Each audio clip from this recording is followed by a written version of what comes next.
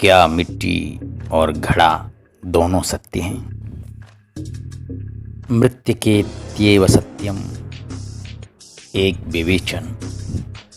पंडित श्री परक्कजे सुब्रह्मण्य भट्ट जी के द्वारा ये कथित है।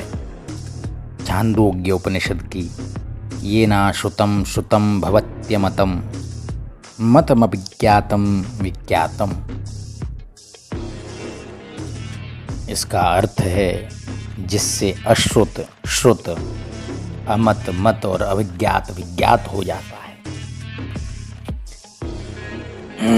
इस श्रुति में यह प्रतिज्ञा की गई है कि एक के विज्ञान से सर्व का विज्ञान हो जाता है। इसी को युक्ति युक्त सिद्ध करने के लिए यह कहा गया है कि यथा सौम्यैकेन मृत्पिंडेन सर्वं मृण्मयं विज्ञातं स्याद्वाचारम्भणं विकारो नामधेयं मृत्तिकेत्येव सत्यम।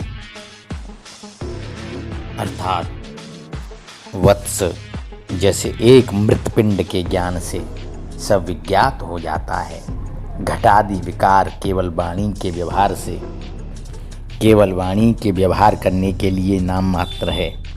केवल मृत्तिका ही सत्य है, विकार नहीं है। प्रश्न यह है कि यहाँ रज्जु सर्प आदि का दृष्टांत के रूप में उल्लेख न करके मृतपिंड और मृण्मय आदि का दृष्टांत क्यों दिया गया है? इसका समाधान यह है कि यहाँ मृतपिंडिका का उदाहरण देना ही समुचित है। अन्यथा कारण के विज्ञान से कार्य के विज्ञान को सिद्ध करना असंभव हो जाता है।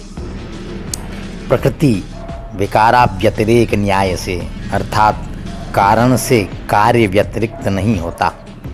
इस युक्त निर्णय के द्वारा एक के विज्ञान से सर्व विज्ञान की सिद्धि के लिए प्रकृति बुद्धि से विकार बुद्धि के बाद का निरूपण करना है।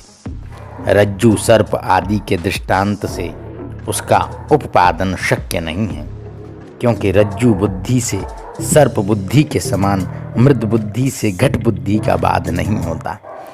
कोई आधुनिक विद्वान इसका समाधान यूँ करते हैं कि मृत्तिका जैसे स्वरूपतः कार्य में अनुगत है, तो कार्य को भी प्रत्यक्षतः मृत्तिका रूप जाना जा सकता है।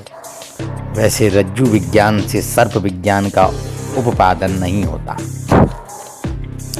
इसीलिए मृद घट का दृष्टांत दिया गया है और रज्जु सर्पादि के दृष्टांत का अनादर किया गया है। यह समाधान ठीक नहीं है, क्योंकि जहाँ तक कार्य में अनुगति का प्रश्न है, वहाँ तक मृत्तिका और रज्जु में कोई विलक्षणता नहीं। दोनों ही अपने अपने कार्य में अनुगत हैं। मांडूक्य भाष्य में आचार्य ने कहा है, आत्मा जागृत स्वप्न सुसुप्ति तीनों अवस्थाओं में अनुगत है, क्योंकि सर्पादि कल्पनाओं में रज्जु के समान वह सर्वत्र व्यभिचरित चित सत्ता के रूप में अनुगत है।